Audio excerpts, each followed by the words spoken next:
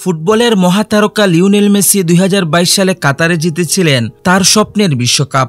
শ্বাসরুদ্ধকর ফাইনালে ফ্রান্সকে টাইব্রেকারে হারিয়ে তৃতীয়বারের মতো বিশ্বকাপের শিরোপা জিতেছে আর্জেন্টিনা।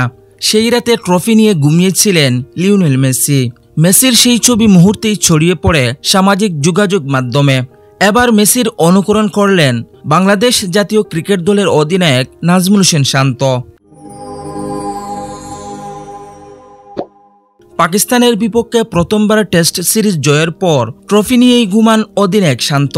4 সেপ্টেম্বর সকালে সেই ছবি নিজের ভেরিফাইড ফেসবুক পেজে শেয়ার করেছেন তিনি।